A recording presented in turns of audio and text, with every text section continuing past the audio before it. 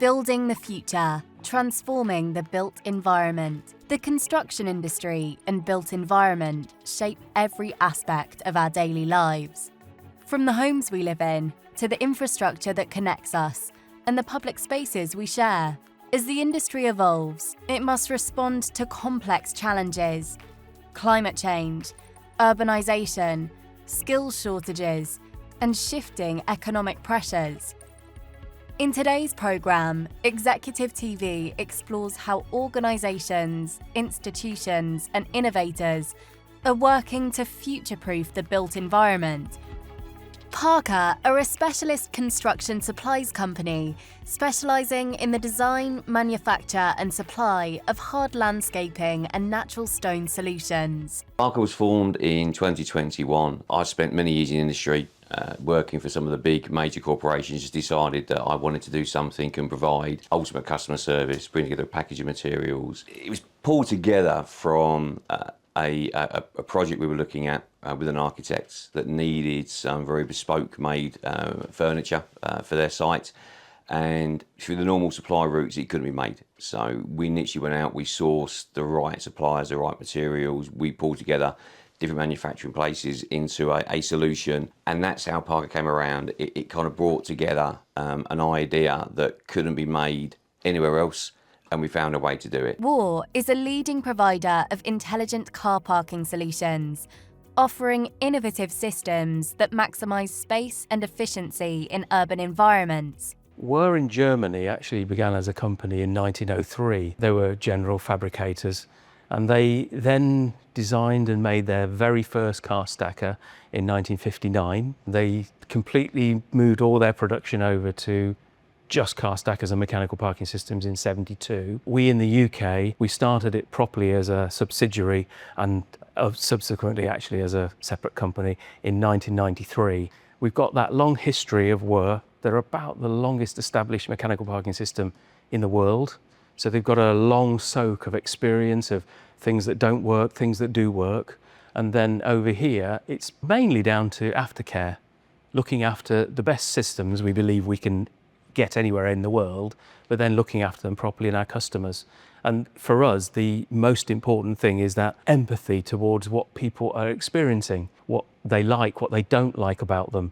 So we can actually help them get over all of those problems and make sure the system works.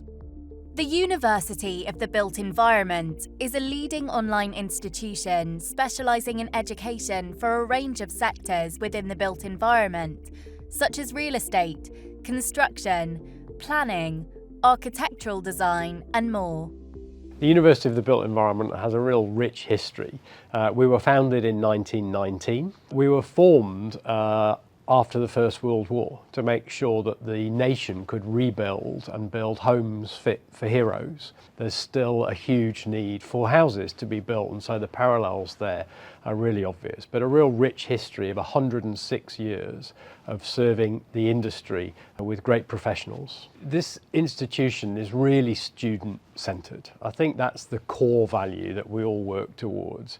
We have values around excellence, around integrity, around support, around professionalism, really making sure that everything that we do is to the best of our ability, but more importantly, that it serves the interests of our students to their best of ability. Of course, all of our students blend their studies around their life, around their work, and around other commitments. So that makes those values even more important for us in supporting students through their academic journey at the University of the Built Environment. Building the future means adapting to the industry's emerging needs with innovation, technology, and a green approach. When we think about building the future, from our perspective, I think we think mostly about the skills and the competence that our students will need to make a success in the built environment of the future. And that's changing dramatically because whilst the fabric of the buildings may not change significantly, many of the underlying skills that will be required will change dramatically. We need all of our students to understand environmental and climate change and what we need to do about sustainability. But we also need them to embrace artificial intelligence. We need them to understand big data. We need them to understand digital. new and modern methods of construction. I think the future of the built environment is really exciting. I think we'll see a whole host of new skills and competencies that emerge in the next generation of talent, which will take this industry forwards in ways that perhaps we've not seen over the last century. I think there's a revolution coming in many respects. The future for the UK construction market is huge, it's immense. We've had to embrace technology as we move forward. I think the developments as a country over the last 20 years has been immense. And where we're going to get to the next 20 years is going to be a sight to see. It's difficult to see more technology coming in and more developments as to where we are now. It will happen, but obviously construction is a very traditional industry. You know, we have a very hands-on way of building still, and that will have to remain same. But the more we can develop technology and new innovative ways of creating buildings will help future-proof the whole industry for future generations. According to ONS data, the first quarter of this year, the construction real estate markets contributed 53 billion to gross domestic product and 211 billion in 2024. The industry employs 2.1 million people, so it's a significant employer and a significant contributor to the economy, and an enabler for many other activities and many other industries within the economy in the UK. For us, building the future is about an improvement to our lives. I mean, you know, we as human beings on the planet want to live a good life. We want to have quality of life. Governments should be doing the same for the people that they look after. And we are just about one of those component parts that could make life a little better for people. And it's about making the plans, spending the money, making it happen. Just like, you know, we've looked at all the sustainability rules that we've got now, that came from government. Lots of people were there with facts and figures, but eventually governments woke up and said, things are changing. We've now got to change the way that we live, maybe the way that we drive. It's that wake-up call to say we've got a tool that can solve part of a problem. And that's the future for us, that we need to actually take charge of where we're going rather than just letting it happen to us. The industry faces a significant skills gap, threatening its ability to meet future demand. Apprenticeships are vital, offering hands-on learning and helping employers build a skilled, future-ready workforce. The challenge of having an ageing workforce is there are essentially more people leaving the industry than are joining the industry.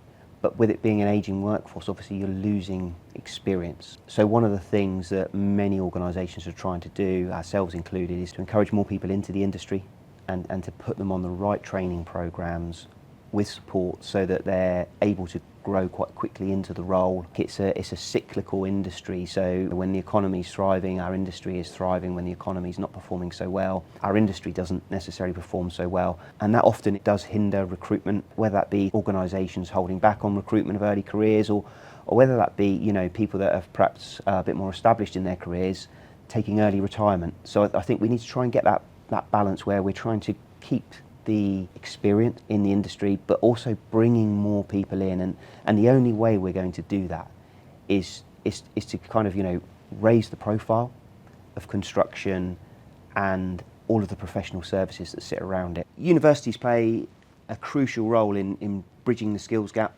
and we can often work with the universities to identify certain sectors or certain skill areas where we feel that people need to improve.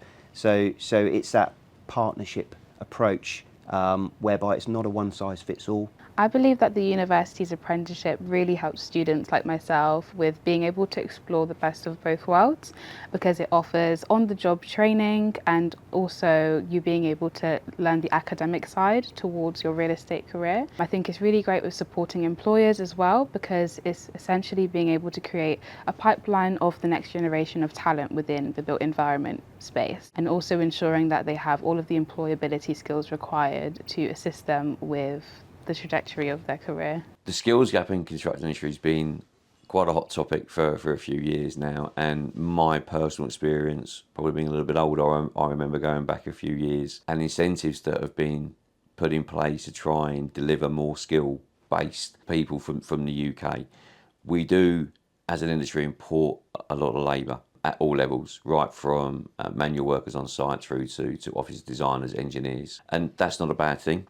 But I think what we have to recognise is that within our own country, we have to develop the skill base here. That can be done through various routes. The construction industry is a massive part of our economy, and we need to really be having a lot of our own resources go into that market. Women and girls can play a big part in construction by challenging stereotypical views, which increases diversity. Female role models can also help to bring new ideas and promote workplace equality. Maintenance is very important, just like any mechanical device.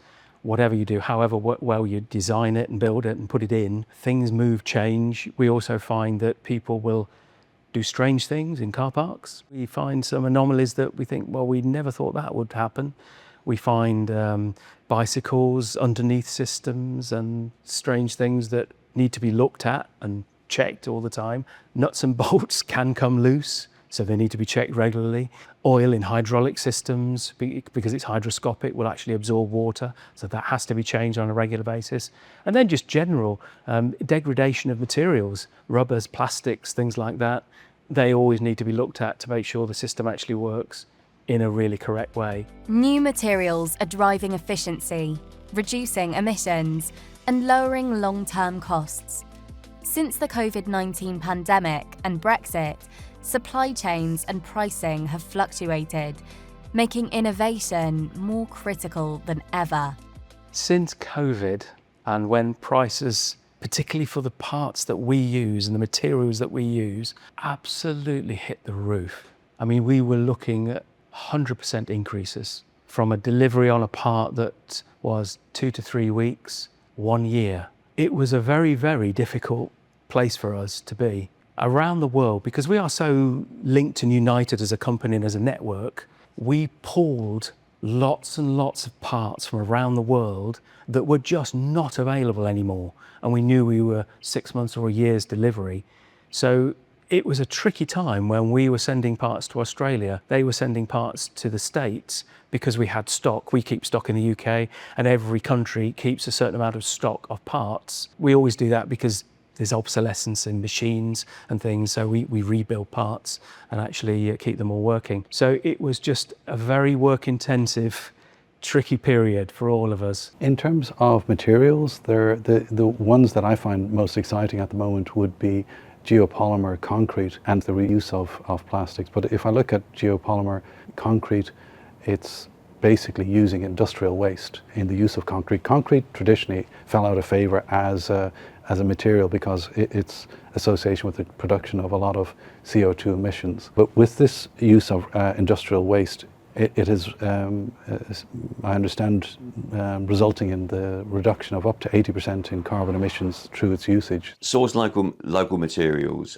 is a vital part, or where we can, is a vital part of construction. It means different things to different industries and different sectors within construction. From what we do in hard landscaping, and we look at the 3 product categories we have, obviously in natural stone, we source from all over the world, from China, from India, from Portugal. We have to give big consideration on what materials we put forward, we select for use, where they come from, which has a lot of impact on a project time scale from conception right through delivery. With other materials, the pavement range and the steel range, our pavement range is produced for us here in the UK, so we're essentially moving materials around the UK, no further afield.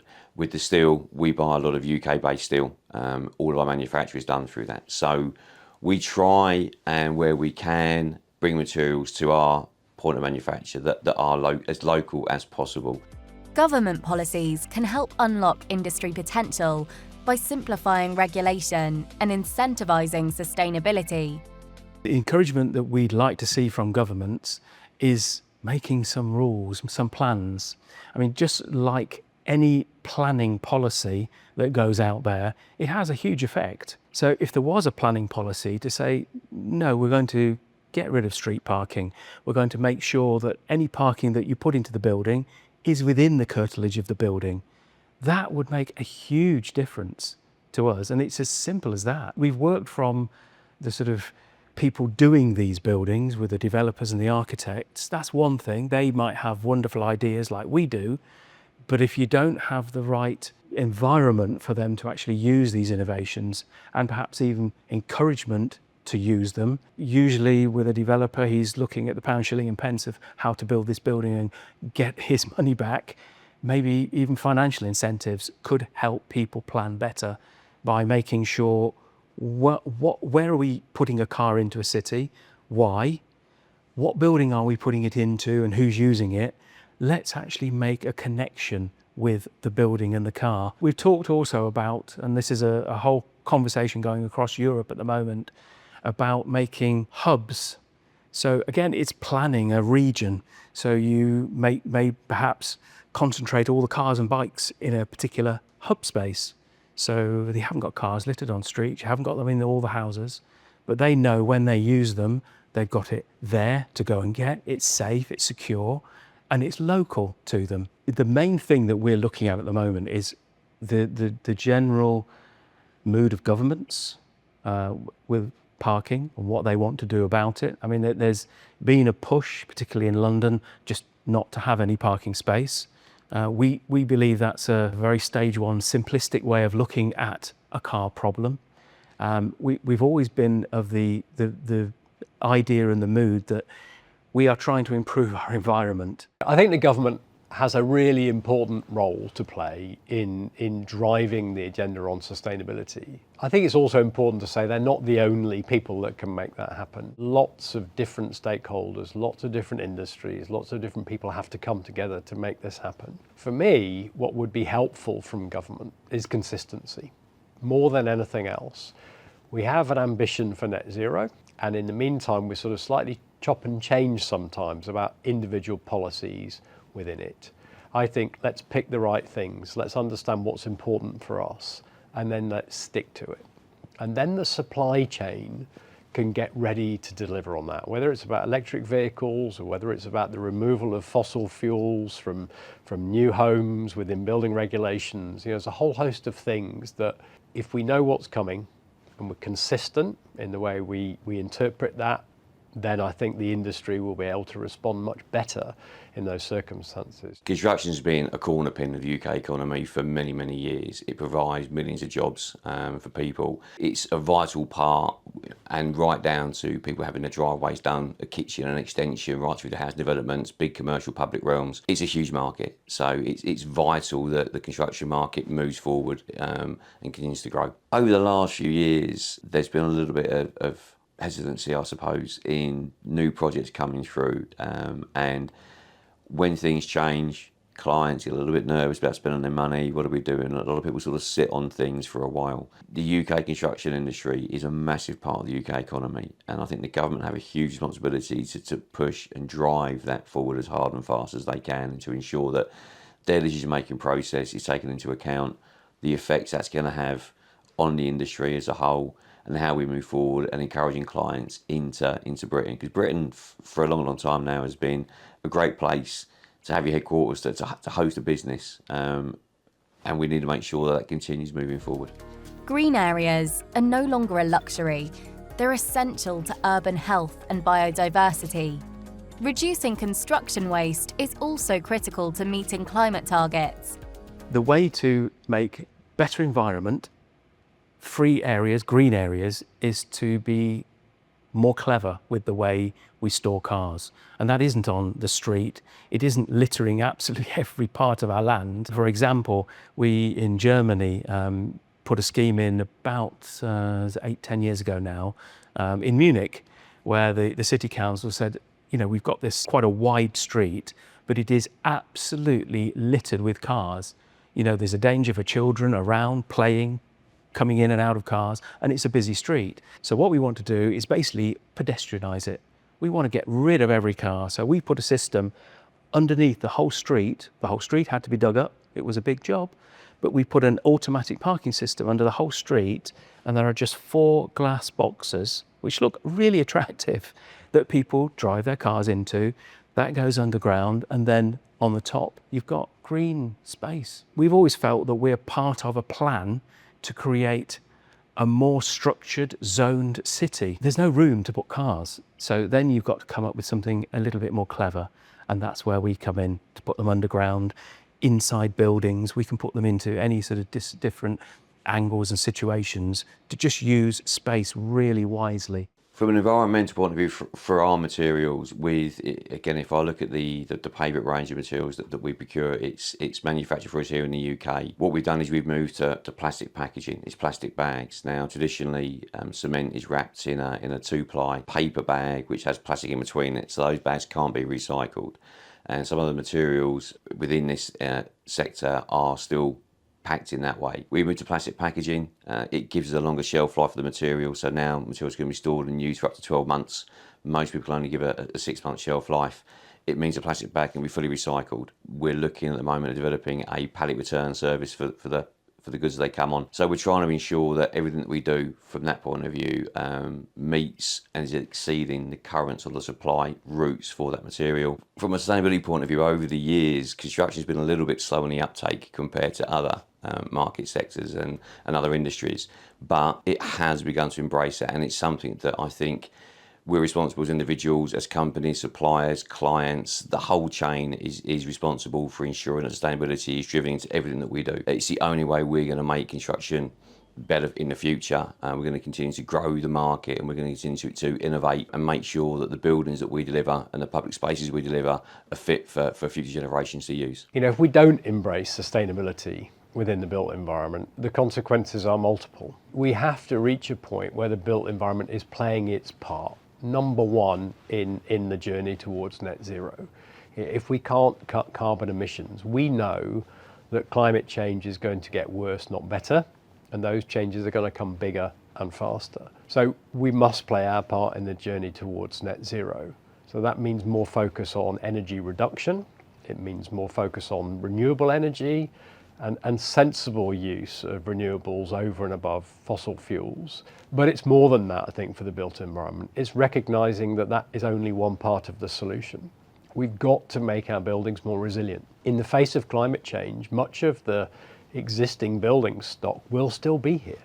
So how do we make those buildings fit for a future where we know that the climate will change? How do we make them more flood resilient? How do we make buildings better in what inevitably will be warmer conditions? So there's a lot of work to do to make our built environment more fit for the future we know is coming, as well, of course, as to do everything we can to prevent it from being as extreme as it could be otherwise. So sustainability at the University of the Built Environment is absolutely core. And in fact, it is our core purpose. You know, our purpose is to make a more sustainable built environment. What does that mean? It means it's embedded in everything that we do. It's embedded in the way we teach. It's embedded in what we teach. It's embedded in how we operate. And it's absolutely embedded in the way we govern, manage, and lead the institution. Regulatory compliance ensures safety, environmental responsibility, and long-term durability. The industry must make sure to continuously align with evolving sustainability and safety standards.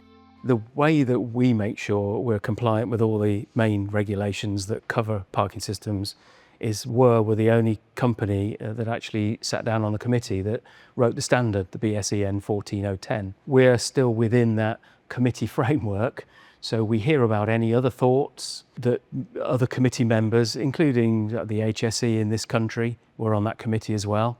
So we would hear straight away if there's any ideas that things need to change. We also feed in as systems develop and more systems come out and are changed. We then talk to those safety bodies to make sure that they are still compliant. And over the years, the way that the committee systems work, where either changes in products or changes in legislation or other regulations affecting the core regulation that these are under, might make some changes to that regulation, and that's why you get different standards with different dates on. Sustainability for us at Parker is going to be a key part of our development over the years, ensuring that as a business we grow sustainably, what we supply material-wise is the most sustainable we can supply, and ensuring that we're there to meet the demands, sustainability demands of any project, of any client, which every project is slightly different. It has different key drivers, key performance indicators, and we've got to move with that and ensure that we can bend, flex and meet those demands. For a business to be sustainable is the only way it's going to survive. I think the whole industry, the construction industry itself, and this goes, I suppose, in any industry, really needs to move forward and become sustainable. We've got to essentially future-proof our world for people moving forward, and the only way we can do it is just start protecting things now. The idea that net zero can be achieved by 2050 is technically feasible, but extremely challenging to have to get to. The government does need to do more to support individuals and companies to see that happen. Worryingly, the UN currently is suggesting that we are not going to get to net zero based on current practices. So more needs to be done. Supporting retrofit, I would suggest. The government needs to offer more incentives to individuals to move away from gas boilers, to introduce more heat pumps. It is happening, but it's not happening quick enough. The challenges of actually putting these systems in is really the space that you've got. Cars have got bigger, and so we need bigger parking spaces. And we always feel that it's our responsibility to advise people properly, not say, oh, sure, you can get 3 spaces in that tiny little gap, because people will struggle for the rest of their lives trying to park on them. The future of the industry lies in embracing circular economy principles, the growth of companies within the sector, and the development of a skilled, adaptable workforce to meet the demands of a rapidly changing built environment. Overall, a circular economy is going to be vital to how we develop as an industry and probably as a country. Construction is a very big, dirty industry that sucks a lot of resources and a lot of power, a lot of energy into it. And ensuring that what we do, what we build, can stand the test of time initially, and then once it's got to live its life, we have the best way of using those materials that's within that building. Again, every designer wants to design something unique, something different, something bespoke to them. They want it to stand out and be different. We're never going to be a one-size-fits-all industry. We're not creating hundreds of buildings that mirror each other. We want to create something different every time. Public spaces are always different. So it's ensuring that when we design that, what we have in the back of our mind is what's going to happen to that space in 10, 20, or that building in 10, 20, 30 years' time. Our ambition here is to one day fulfill the industry's needs by being a single university that has a multidisciplinary set of qualifications that meet all of the individual professional needs within the built environment, but more importantly, provides this set of common themes and transdisciplinary skills which will be necessary for everybody to understand. We're always looking to the future. That's the sort of company that we are, and we're all like that as individuals. How can we make life better? So we see trends, how cars are going to be used. Are they getting bigger, they're smaller, whatever they're powered by? And we then try and come up with solutions to make people's lives better for them.